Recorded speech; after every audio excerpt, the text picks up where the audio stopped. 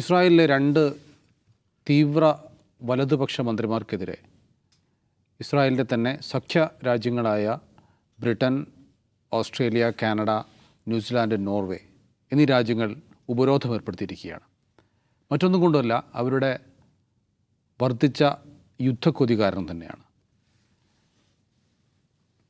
കുഞ്ഞുങ്ങളെ ഇങ്ങനെ കൊന്നുകൂട്ടുന്നതിനെതിരെ ഈ രാജ്യങ്ങളൊക്കെ നിലപാടെടുത്തിരിക്കുന്നു എന്ന് ചുരുക്കം.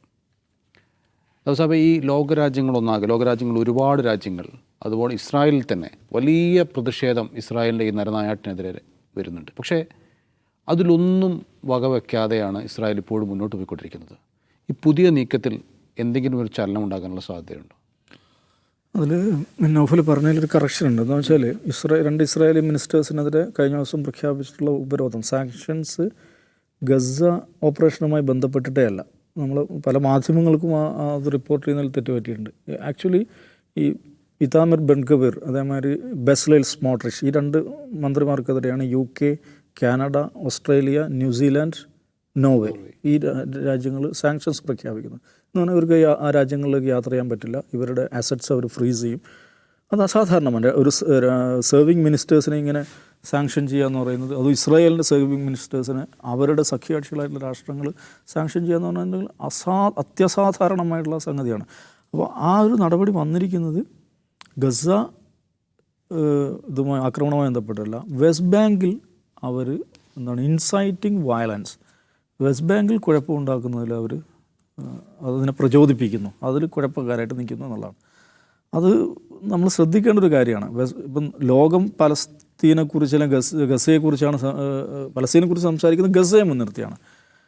എന്ന് മാത്രമല്ല, ഗസയിൽ നടന്നുകൊണ്ടിരിക്കുന്ന ഈ വംശഹത്യയെ ന്യായീകരിക്കാൻ വേണ്ടി നമ്മുടെ നാട്ടിലെ ഈ ലിബറലുകളായിട്ടുള്ള സ്വതന്ത്ര ചിന്തകരും സംഘികളൊക്കെ ആയിട്ടുള്ള ആളുകൾ നിരന്തരം ഉന്നയിക്കുന്നൊരു വാദം എന്ന് വെച്ചാൽ, അത് ഹമാസ് അവിടെ അടിച്ചു, ഹമാസ് എന്താ ചുണ്ടങ്ങ കൊടുത്തതുകൊണ്ടല്ലേ, ഹമാസ് കയറി നിരങ്ങിയത് കൊണ്ടല്ലേ, ഒക്ടോബർ 7 മറ്റേ ടണലുണ്ടാക്കിയോണ്ടല്ലേ, ഹമാസ് അല്ലേ കുഴപ്പക്കാരെന്നായിരുന്നു പറയാറുണ്ടായിരുന്നു. പക്ഷേ വെസ്റ്റ് ബാങ്കിൽ ഇസ്രായേൽ എന്താണ് ചെയ്തുകൊണ്ടിരിക്കുന്നത്, അതിനെക്കുറിച്ച് ഇവരാരൊന്നും പറയില്ല. വെസ്റ്റ് ബാങ്ക് ഹമാസ് അല്ല ഭരിക്കുന്നത്, ഹമാസ് അവിടെ ഇല്ല, അവിടെ തുരങ്കങ്ങളില്ല, അവിടെ ഹമാസ് ഇങ്ങനെ കയറി അടിക്കുകയോ ഒന്നും ചെയ്തിട്ടില്ല. 2023 ഒക്ടോബർ 7 ശേഷം ഇന്നലെ വരെയുള്ള കണക്കെടുത്ത് കഴിഞ്ഞാൽ 946 ഫലസ്തീനികൾ വെസ്റ്റ് ബാങ്കിൽ കൊല്ലപ്പെട്ടിട്ടുണ്ട്. 946 ഫലസ്തീനികൾ കൊല്ലപ്പെട്ടിട്ടുണ്ട്. അതിൽ 200 കുഞ്ഞുങ്ങളാണ്. നമുക്ക് ഇവിടെ ഹോസ്പിറ്റലിൽ ബോംബിടുമ്പോൾ എന്താണ് നമ്മുടെ നാട്ടിലെ ആളുകൾ ന്യായീകരിക്കാറ്, അത് ഹോസ്പിറ്റലിൽ ഹമാസുകാരുള്ളതുകൊണ്ടാണ്. സ്കൂൾ ബോംബിടുമ്പോൾ എല്ലാം അങ്ങനെയാണ് പറയുന്നത്. വെസ്റ്റ് ബാങ്കിൽ 200 കുഞ്ഞുങ്ങളെ എന്തിനാണ് ഇസ്രായേൽ കൊന്നത്? അതിന് ഇവരാരും ഉത്തരം പറയില്ല. അപ്പോൾ ഈ പറയുന്ന വെസ്റ്റ് ബാങ്ക് കേന്ദ്രീകരിച്ച് ഇസ്രായേൽ നടത്തിക്കൊണ്ടിരിക്കുന്ന വലിയ അതിക്രമങ്ങൾ, അത് ഗസയിലെ ഈ വംശഹത്യയുടെ സമയത്ത് പല ആളുകളും ശ്രദ്ധിക്കുന്ന പോലുമില്ല. അത് നമ്മൾ അതിനേക്കാൾ വലിയൊരു രാഷ്ട്രീയ പ്രസക്തി അതിനെന്താണെന്ന് വെച്ചാൽ, ഈ വെസ്റ്റ് ബാങ്ക് എന്ന് പറയുന്നത് പലസ്തീൻ അതോറിറ്റിയുടെ ഭാഗമായിട്ടുള്ള പ്രദേശമാണ്. ഗ്രീൻ ലൈൻ എന്ന് പറയും, 67 ഗ്രീൻ ലൈൻ അപ്പുറത്തുള്ള പ്രദേശം. ഈ എങ്ങനെയാണത് ഫലസ്തീൻ അതോറിറ്റിയുടെ ഭാഗമായത്? 1990 ഓസ്ലോ അക്കോർഡിനെ തുടർന്ന്. അപ്പം എന്താണ് അന്താരാഷ്ട്ര സമൂഹം ഫലസ്തീനികളോട് അല്ലെങ്കിൽ ഹമാസിനോടൊക്കെ പറഞ്ഞുകൊണ്ടിരിക്കുന്നത്? നിങ്ങൾ എന്താണ് ഈ വയലൻസിൻ്റെ വഴി സ്വീകരിക്കാതെ രാഷ്ട്രീയ ചർച്ചയുടെ ഭാഗമാകൂ, രാഷ്ട്രീയ പ്രക്രിയയുടെ ഭാഗമാകൂ. ആ രാഷ്ട്രീയ പ്രക്രിയയുടെ ഭാഗമായി ഫതഹ് സായുധ സമരം ഉപേക്ഷിച്ച് രാഷ്ട്രീയ പ്രക്രിയയുടെ ഭാഗമായി അങ്ങനെ ഓസ്ലോ കരാറുണ്ടാകുന്നത്. ആ ഓസ്ലോ കരാറിനെ തുടർന്നാണ് വെസ്റ്റ് ബാങ്കും ഗസയും ചേർന്നുള്ള പ്രദേശങ്ങൾ പലസ്തീൻ അതോറിറ്റിയുടെ ഭാഗമാകുന്നത്. അപ്പോൾ പലസ്തീൻ അതോറിറ്റിയുടെ നിയന്ത്രണത്തിലുള്ള പ്രദേശമാണ് വെസ്റ്റ് ബാങ്ക് എന്ന് പറയുന്നത്. അവിടെയാണ് ഇവർ ഈ അതിക്രമം നടത്തുന്നത്. എന്ന് പറഞ്ഞാൽ അതിൻ്റെ അർത്ഥം എന്താണ്? ഇസ്രയേലിനോട് രാഷ്ട്രീയ ചർച്ച നടത്തിയാലും രാഷ്ട്രീയ പ്രക്രിയയിലൂടെ ഇസ്രയേലുമായിട്ട് എൻഗേജ് ചെയ്താലും അവർ ഈ രീതിയിൽ തന്നെ പെരുമാറുകയുള്ളൂ എന്നുള്ളതാണ്. വെസ്റ്റ് ബാങ്കിൽ ഇസ്രയേൽ നടത്തിക്കൊണ്ടിരിക്കുന്ന പ്രവർത്തനങ്ങൾക്കെതിരെ നിരവധി UN പ്രമേയങ്ങൾ, അതിലേറ്റവും പ്രധാനമായ വെസ്റ്റ് ബാങ്കിൽ ഇസ്രായേൽ ചെയ്യുന്നതെന്ന് വെച്ചാൽ സെറ്റിൽമെൻറ്റുകൾ ഉണ്ടാക്കുക എന്നുള്ളതാണ്. ഈ ഇസ്രായേലി സെറ്റിൽമെൻറ്റുകൾ, ജൂത സെറ്റിൽമെൻറ്റുകൾ ഉണ്ടാക്കുക. വെസ്റ്റ് ബാങ്ക് പ്രദേശങ്ങളിൽ അവരൊരു പ്രദേശം ആണ്ട് ഡിസൈൻ ചെയ്യും. ഇപ്പോൾ അവിടെ വെള്ളിയറമ്പ് ആണ്ട് വളച്ചു കിട്ടും, അവിടെ നമുക്കൊരു കോളനി ഉണ്ടാക്കാം, ഒരു ജൂയിഷ് കോളനി ഉണ്ടാക്കാമെന്ന് അവർ തീരുമാനിച്ച് അവരെന്ത് ചെയ്യും? ആ വളച്ചു കിട്ടുന്നു, അവിടെയുള്ള ആളുകളൊക്കെ ആട്ടിപ്പുറത്താക്കുന്നു. എന്നിട്ട് അത് സ്പെഷ്യൽ ക്യാൻറ്റൻസ് ആക്കി മാറ്റും, ഡിസൈനേറ്റ് ചെയ്യുന്നു, വലിയ മതിലുകൾ കെട്ടുന്നു, അവിടേക്കായിട്ട് ഡെഡിക്കേറ്റഡ് റോഡുകൾ പണിയും. ഇസ്രായേലിൽ നിന്ന് ഡെഡിക്കേറ്റഡ് റോഡുകൾ പണിയും.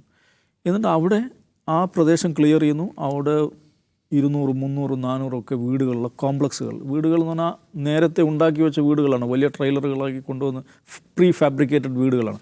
അവിടേക്കുള്ള എല്ലാ സംവിധാനങ്ങളും, കുടിവെള്ളമാകട്ടെ വൈദ്യുതി ആകട്ടെ എല്ലാം ഇസ്രായേൽ പ്രൊവൈഡ് ചെയ്യും. ഡെഡിക്കേറ്റഡ് റോഡുകൾ ഉണ്ടാക്കും. അങ്ങനെ വെസ്റ്റ് ബാങ്കിൽ 10-20 വർഷങ്ങളായി ഇവർ സെറ്റിൽമെൻറ്റുകൾ ഉണ്ടാക്കിക്കൊണ്ടിരിക്കുകയായിരുന്നു. ഇപ്പോൾ 5 ലക്ഷം ആണ് അവിടുത്തെ സെറ്റിൽമെൻറ്റ് ജനസംഖ്യ എന്ന് പറയുന്നത്. കൃത്യം പറഞ്ഞാൽ 5,29,466 സെറ്റിലേഴ്സ് വെസ്റ്റ് ബാങ്കിൽ താമസിക്കുകയാണ്. അത് വെസ്റ്റ് ബാങ്ക് ജനസംഖ്യയുടെ 17%. ഈ വെസ്റ്റ് ബാങ്കിൽ നടത്തിക്കൊണ്ടിരിക്കുന്ന സെറ്റിൽമെൻറ്റ് അത് ഇല്ലീഗലാണ് എന്ന് UN പറഞ്ഞിട്ടുണ്ട്, ICJ പറഞ്ഞിട്ടുണ്ട്, ICC പറഞ്ഞിട്ടുണ്ട്. എന്ന് മാത്രമല്ല, ഈ വെസ്റ്റ് ബാങ്കിലെ ജനങ്ങളെ അവരുടെ മൂവ്മെൻറ്റുകൾ, അവരുടെ സഞ്ചാര സ്വാതന്ത്ര്യത്തെ നിയന്ത്രിക്കാൻ വേണ്ടിയിട്ട് അവർ മതിൽ പണിതിട്ടുണ്ട്, ഈ വിഭജന മതിൽ പണിതിട്ടുണ്ട്. അതും നിയമവിരുദ്ധമാണെന്ന് ICC പറഞ്ഞിട്ടുണ്ട്, UN പറഞ്ഞിട്ടുണ്ട്. അപ്പോൾ വെസ്റ്റ് ബാങ്കിൽ നമുക്ക് രാഷ്ട്രീയ പ്രക്രിയയുടെ ഭാഗമായി പലസ്തീൻ അതോറിറ്റിക്ക് അധികാരം ലഭിച്ച വെസ്റ്റ് ബാങ്കിൽ കടന്നു കയറി സെറ്റിൽമെൻറ്റുകൾ ഉണ്ടാക്കി അവിടുത്തെ ജനസംഖ്യയുടെ 17% ഇവരായിക്കഴിഞ്ഞു. അപ്പോൾ ഇവിടെ താമസിക്കുന്നത് ആരാന്ന് ചോദിച്ചിട്ടുണ്ടെങ്കിൽ തീവ്ര നിലപാടുള്ള ഈ എന്താണ് അൾട്രാ ഓർത്തഡോക്സ് ജ്യൂസ് ഉണ്ടാവും. അവരെയാണ് ഇവിടെ വന്ന് സെറ്റിൽമെൻറ്റ്. ഈ പറഞ്ഞ ഈ 2 മിനിസ്റ്റേഴ്സ് ഉണ്ടല്ലോ, ബെസ്ലൈൽ സ്മോട്രിഷ് എന്ന് പറയുന്ന അവിടുത്തെ ഫിനാൻസ് മിനിസ്റ്റർ, അയാൾ ജൂയിഷ് സയനിസം പാർട്ടി എന്ന് പറയുന്ന ഒരു തീവ്ര വലതുപക്ഷ പാർട്ടിയുടെ നേതാവാണ്. അതിന് ഇറ്റാമിർ ബെൻഗിവർ എന്ന് പറഞ്ഞാൽ യസ്ദിത് യഹൂദ എന്ന ജൂയിഷ് പവർ എന്ന് പറയുന്ന മറ്റൊരു പാർട്ടിയുടെ നേതാവാണ്. ഈ 2 മനുഷ്യരും താമസിക്കുന്നത് ഈ സെറ്റിൽമെൻറ്റുകളിലാണ്. അത് മനസ്സിലാക്കുന്നത് ഇല്ലീഗലായിട്ട്, അന്താരാഷ്ട്ര നിയമപ്രകാരം ഇല്ലീഗലായിട്ടുള്ള ഒരു പ്രദേശത്ത് താമസിക്കാൻ അവർക്ക് നിയമപരമായ അർഹതയില്ലാത്ത പ്രദേശത്ത് താമസിച്ചുകൊണ്ടാണ് അവർ ഇസ്രായേലി പാർലമെൻറ്റിൽ മത്സരിക്കുകയും മന്ത്രിമാരാകുകയും ചെയ്യുന്നത്.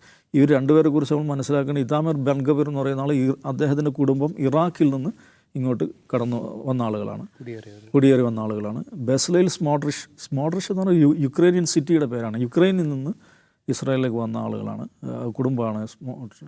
ഇവർ നിരന്തരം, ഞാൻ പറഞ്ഞല്ലോ, ഈ 2023 ഒക്ടോബർ 7 ശേഷം ഇന്നലെ വരെ 900-ലധികം പലസ്തീനികളെ വെസ്റ്റ് ബാങ്കിൽ കൊന്നിട്ടുണ്ട്. വെസ്റ്റ് ബാങ്കിൽ ആക്രമണം നടത്തുന്ന ഇസ്രായേലി പട്ടാളക്കാർ മാത്രമല്ല, ഈ സെറ്റിൽമെൻറ്റുകളിൽ താമസിക്കുന്ന ആളുകളുണ്ട്. അവർക്കെല്ലാവർക്കും ഭരണകൂടം തോക്ക് നൽകുന്നുണ്ട്. അവർ വൈകുന്നേരങ്ങളിൽ പുറത്തിറങ്ങി പലസ്തീനി കുഞ്ഞുങ്ങളെ വെടിവെക്കുക എന്നുള്ളത് അവരുടെ ഹോബികളിൽപ്പെട്ട ഒന്നാണ്.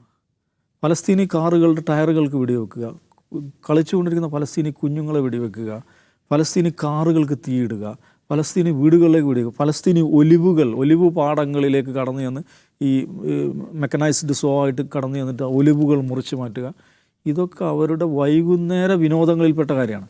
അപ്പോൾ ഇത്തരം അതിക്രമങ്ങളെ പ്രോത്സാഹിപ്പിച്ചുകൊണ്ട് നിരന്തരം പ്രസ്താവന നടത്തിയ 2 മന്ത്രിമാരാണ് ഇവർ. അതിലൊരു സന്ദർഭത്തിൽ ഹുവേറ എന്ന് പറയുന്ന ഒരു ഗ്രാമം, ആ ഗ്രാമത്തെ നിഷ്കാസനം ചെയ്യണമെന്ന് ഈ സ്മോട്രിഷ് പ്രസ്താവിച്ചിട്ടുണ്ട്. അപ്പോൾ അത് നിയമപരമായ പ്രശ്നമെന്നുണ്ട്. അപ്പോൾ പിന്നീട് അത് പിൻവലിക്കുന്നുണ്ട്. അപ്പോൾ ഇതാണ് ഇവരുടെ ഈ വെസ്റ്റ് ബാങ്കിൽ ഇവർ നടത്തിക്കൊണ്ടിരിക്കുന്ന അതിക്രമങ്ങൾക്ക് പ്രേരണ നൽകുന്ന ആളുകൾ എന്നുള്ള നിലക്കാണ് UK-യും ഈ പറയുന്ന ബാക്കി 5 രാജ്യങ്ങൾ ഇവരെ സാങ്ഷൻ ചെയ്തിരിക്കുന്നത്. എന്തുകൊണ്ടാണ് ഇത് അസാധാരണമായ സ്റ്റെപ്പ് എന്ന് പറഞ്ഞിട്ടുണ്ടെങ്കിൽ ഇതിനെക്കുറിച്ച് അമേരിക്കയുടെ ഇസ്രായേൽ അംബാസഡർ ഹക്കാബി പറഞ്ഞത് ഷോക്കിംഗ് ഡെസിഷൻ എന്നാണ്. സെക്രട്ടറി റോബിയോ പറഞ്ഞത് ഒരിക്കലും അംഗീകരിക്കാൻ പറ്റില്ല, we are shoulder to shoulder with Israel എന്നാണ്. ഷോക്കിംഗ് ആയിട്ടുള്ള തീരുമാനം തന്നെയാണ്. UK പോലുള്ളൊരു രാജ്യം, ഓസ്ട്രേലിയ അല്ലെങ്കിൽ ഈ ന്യൂസിലാൻഡ്, ഇവരൊക്കെ ഇത്രയും വലിയൊരു സ്റ്റെപ്പ് എടുക്കുമെന്ന് ആരും പ്രതീക്ഷിച്ചില്ല. എന്തുകൊണ്ടാണ് അവരങ്ങനെ സ്റ്റെപ്പ് എടുത്തതെന്ന് ചോദിച്ചിട്ടുണ്ട്. അതാണ് നമ്മൾ കാണേണ്ടത്. ഇത് തന്നെയാണ് ഇസ്രായേലിനെതിരായി അമേരിക്കയിലും യൂറോപ്പിലും വെസ്റ്റേൺ സൊസൈറ്റിയിൽ ഇസ്രായേലിൻ്റെ സാമ്പ്രദായിക പിന്തുണ കേന്ദ്രങ്ങളിൽ ഉണ്ടായിക്കൊണ്ടിരിക്കുന്ന വലിയ മാറ്റം അത് വളരെ പ്രധാനമാണ്.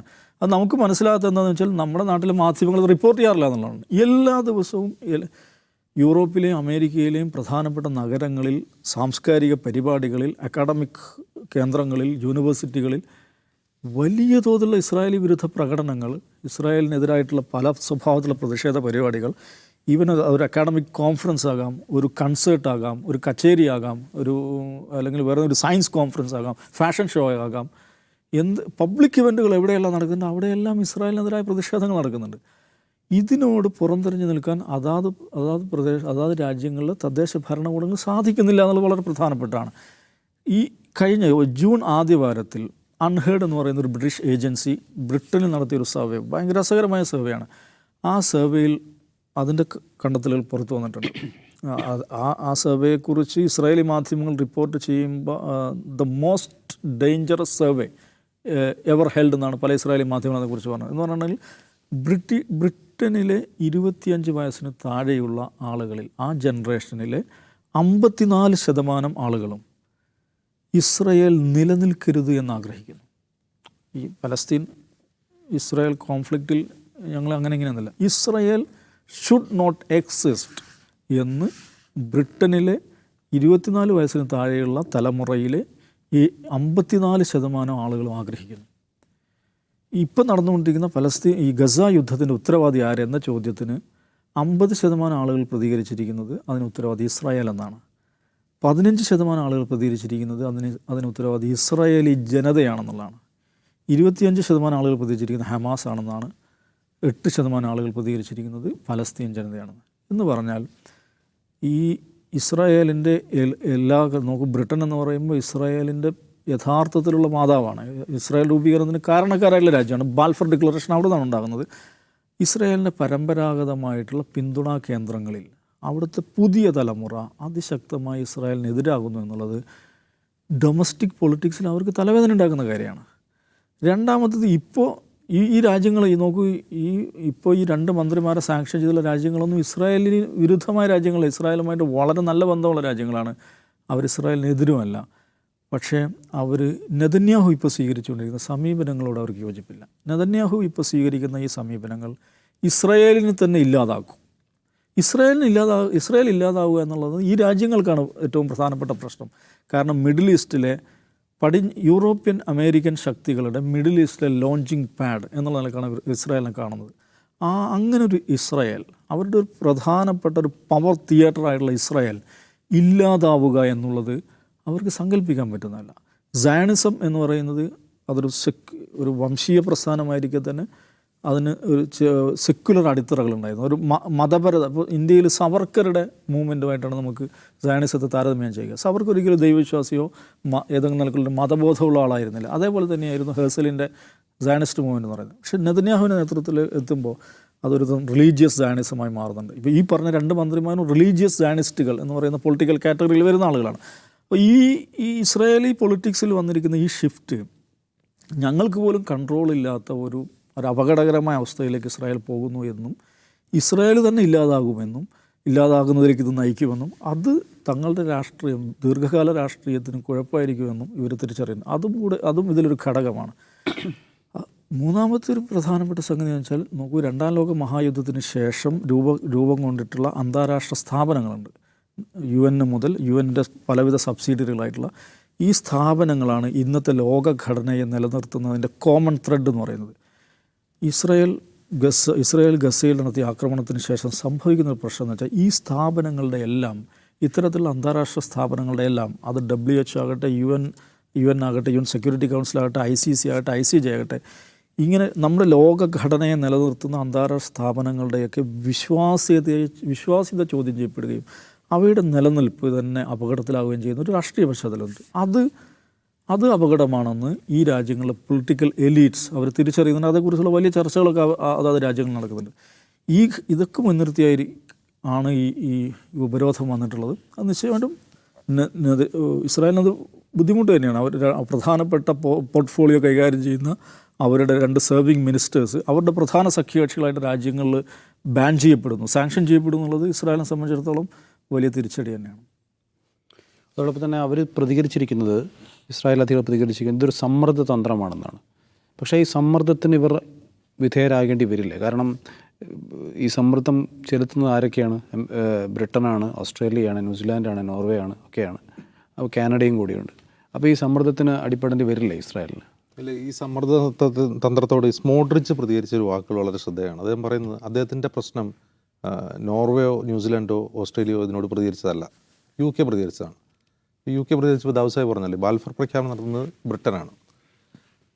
സ്മോട്രിച്ച് പറയുന്നത് ഞങ്ങളുടെ കളിത്തൊട്ടിലിൽ, ക്രാഡിൽ എന്നാണ് ഉപയോഗിക്കുന്നത്, കളിത്തൊട്ടിലിൽ ഞങ്ങളുടെ ഹോംലാൻഡ് പണിയുന്നതിന് തടസ്സം നിന്നവരാണ് നിങ്ങൾ എന്നാണ് പറയുന്നത്. സ്മോട്രിച്ച് പറയുന്നത് UK പറയാണ്. അത് ഭയങ്കര ഹിസ്റ്റോറിക്കലി പാക്ഡ് ആയിട്ടുള്ള ഒരു പ്രസ്താവനയാണ്. അതായത് ഈ ഹിറ്റ്ലറുടെ കാലത്ത് ജൂതന്മാർ ഏറ്റവും കൂടുതൽ, ആ കാലത്തതിന് മുമ്പും ഏറ്റവും കൂടുതൽ വിവേചനം അനുഭവിച്ചതും പീഡനം അനുഭവിച്ചതും യൂറോപ്പിലാണല്ലോ. അതായത് നിങ്ങളിപ്പോൾ നല്ല പിള്ള ചമയണ്ട, നിങ്ങളത്ര നല്ല പിള്ള ചമയണ്ട, ഞങ്ങളുടെ പൂർവികരെ നിങ്ങൾ അങ്ങനെ ചെയ്തതാണെന്ന് അവരെ ഓർമ്മിപ്പിക്കുകയാണ് ചെയ്യുന്നത്, ഒന്നാമത്തെ കാര്യം. രണ്ടാമത്തെ കാര്യം, ഈ യു കെ ഒരു പ്രശ്നമാണ്. യു കെ ഉൾപ്പെടെയുള്ള ഇത് ഇസ്രായേലിൻ്റെ വളരെ അടുത്ത സുഹൃത്തുക്കളാണ് ഈ രാജ്യങ്ങളെല്ലാം. മാത്രമല്ല ഈ രാജ്യങ്ങളെല്ലാം തന്നെ ഹമാസിനെ ഒരു ടെററിസ്റ്റ് ഓർഗനൈസേഷനായിട്ട് പ്രഖ്യാപിച്ചിട്ടുള്ളതാണ്. അതുകൊണ്ട് അവർക്ക് ഹമാസിനോടോ ഒന്നും കാര്യമായ വിധേയത്വമില്ല. ഗസ വിഷയമല്ല അവരുടെ വിഷയം, ഈ ഫലസ്തീൻ കോസും ആണ് ഇവരുടെ പ്രശ്നം. അതായത് വെസ്റ്റ് ബാങ്കിലെ വിഷയമാണ് അവരുടെ പ്രശ്നം. ഇത് അന്താരാഷ്ട്ര തലത്തിൽ ഉണ്ടാക്കുന്ന ഒരു പ്രശ്നം എന്താണെന്ന് വെച്ചാൽ, ഇത് ഒരു ഡിപ്ലോമാറ്റിക് പോളിസി ഷിഫ്റ്റിന് മറ്റ് രാജ്യങ്ങളെ കൂടി പ്രേരിപ്പിക്കുക എന്നുള്ളതാണ്. അത് ഈ രാജ്യങ്ങൾ എന്ന് പറഞ്ഞാൽ ഇവർക്ക് സോഫ്റ്റ് പവർ ഉള്ളതാണ്. ഇപ്പോൾ നോർവേ എന്ന് പറഞ്ഞാൽ ലോകത്തെ ഒരു മധ്യസ്ഥൻ്റെ റോളുള്ള ഒരു രാജ്യമാണ് നോർവേ. യു കെയുടെ ഒരു ഡിപ്ലോമാറ്റിക് ഇൻഫ്ലുവൻസ് നമുക്കറിയാം ലോകത്ത്. അപ്പോൾ ഇത്തരം രാജ്യങ്ങൾ ഇങ്ങനെ ഒരു ഡിസിഷൻ എടുത്ത് കഴിയുമ്പോൾ മറ്റു രാജ്യങ്ങൾ അതിൻ്റെ പുറപ്പും ഉറപ്പായിട്ടും ഇനി ഇതിൻ്റെ പുറകെ വരാൻ പോകുന്നത് സ്പെയിനായിരിക്കും. കാരണം സ്പെയിൻ നെതന്യാഹുവിൻ്റെ പോളിസിക്കെതിരെ അതിശക്തമായ നിലപാടെടുക്കുകയും ഉറക്കെ പറയുകയും ചെയ്യുന്നതാണ്.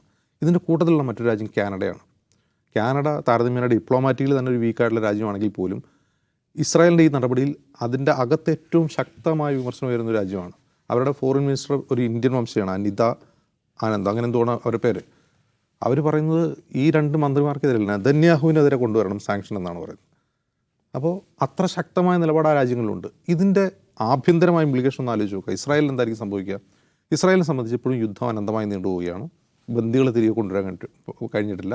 ഹമാസിനെ എലിമിനേറ്റ് ചെയ്യാൻ പറ്റിയിട്ടില്ല. ഈ കാര്യത്തിൽ ബന്ദികളെ തിരികെ കൊണ്ടുവരുന്ന കാര്യത്തിൽ ഈ പറയുന്ന റിലീജിയസ് സിയോണിസ്റ്റുകളും സെക്യുലർ സിയോണിസ്റ്റുകളും തമ്മിൽ വലിയ തോതിലുള്ള റിഫ്റ്റ് ഉണ്ട്. ആ റിഫ്റ്റ് മുമ്പേ ഉള്ളതാണ്. ഈ വിഷയത്തോടെ കൂടുതൽ ഡിവൈഡ് ഉണ്ടാവുകയാണ്. ഈ ഡിവൈഡ് കുറേ കൂടി മൂർച്ഛിക്കുകയാണ് ചെയ്യുക. അതായത് ഒരു സൊസൈറ്റൽ ഡിവൈഡ് കൂടുതൽ മൂർച്ഛിക്കും. കാരണം നമ്മൾ ഒറ്റപ്പെടുന്നു, ലോകത്ത് നമ്മൾ ഒറ്റപ്പെടുന്നു, നമ്മുടെ മിഷന് ലോകത്തിന് പിന്തുണയില്ല, അല്ലെങ്കിൽ നമ്മുടെ കൂടെ നിൽക്കുന്നവർ തന്നെ നമ്മളെ പിന്നിൽ നിന്ന് കുത്തുന്നു എന്നൊരു തോന്നൽ ഇസ്രായേൽ പൗരന്മാർക്കിടയിൽ തന്നെ ഉണ്ടാകുമ്പോൾ ഈ ഭരണകൂടത്തെ, ഈ നെതന്യാഹു ഭരണകൂടത്തെ അത് കൂടുതൽ കുഴപ്പത്തിലാക്കും. ആ കുഴപ്പത്തിലാകുമെന്ന് വെച്ചാൽ എന്താ വെച്ചാൽ, നെതന്യാഹു ഇനി എന്താണ് ചെയ്യുക?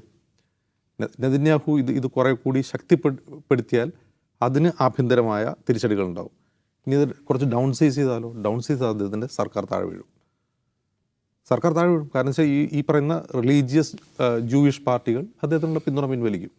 അപ്പോൾ ഇത് മൊത്തത്തിൽ വലിയ തോതിൽ, നമ്മൾ ചെറുതായിട്ട് കാണുമെങ്കിൽ പോലും, ചെറിയൊരു നീക്കമാണെങ്കിൽ പോലും ഇതിൻ്റെ നയതന്ത്രപരമായിട്ടും അതിൽ ഇസ്രായേലിൻ്റെ ആഭ്യന്തര രാഷ്ട്രീയത്തിലും വലിയ പ്രത്യാഘാതങ്ങൾ ഉണ്ടാക്കാൻ കഴിയും.